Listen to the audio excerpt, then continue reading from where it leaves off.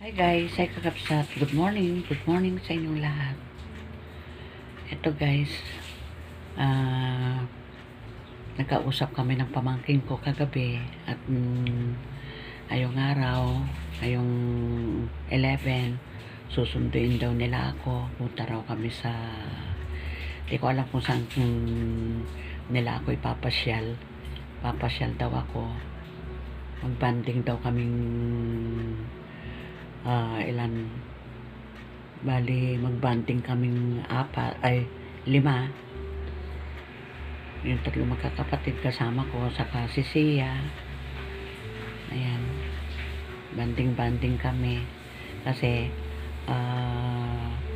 malapit na silang bumalik sa UK.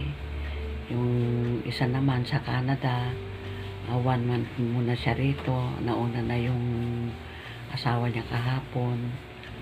Yung pamangkin ko naman na nasa UK, ito na, itong August, ilang araw na lang sila rito. Kaya ayan guys, kakapsat. Ano ka? Gutom na gutom ka? Ngayon ka lang uuwi? Ha? Guys, tignan nyo naman kakapsat to. Paano? Nanligaw ito eh. Hindi umuwi kagabi. Oh. Ngayon lang umaga umuwi. Sige, kain. Mamaya, layas ka uli.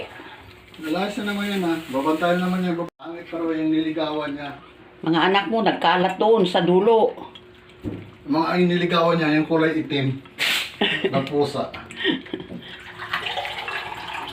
Magkatabi pa sila doon eh. Nakita ko doon eh. Wala naman pinipili ang mga pusa eh. Gaya ng pusa natin, di ba? Bulag yung isang mata. O nabubuntis. Gutom talaga.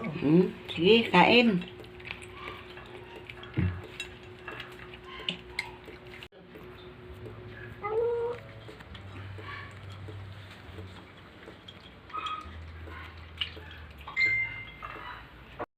Guys, kakabsat. Kagagaling ko lang sa palengke. At eto, bumili ako ng glutinous. Gagawa ako ng palitaw kasi susunduin nga ako nung mga pamangkin ko. Gustong gusto nila ito. Kaya gagawa ako palitaw.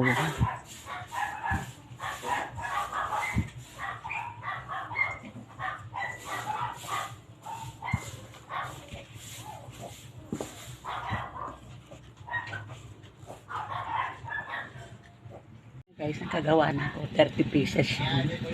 Tapos ito pa, gagawin ko pa. Kasi ang ginawa ko, yun lang maliliit. Yung isang kagat lang. Ayan. Para mas madaling kainin. Hello, bebe! Hindi makababali mag-ito. Hello! Hello! Ito na guys, kakabsat yung palitaw. Ayan.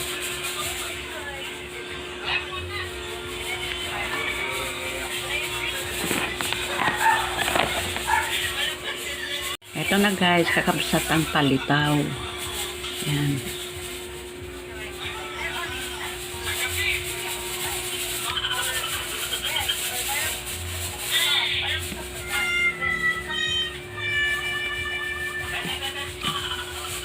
Guys, kakabsat. Ready na ako. Naantay ko na lang yung mga pamangkin ko. Ayan.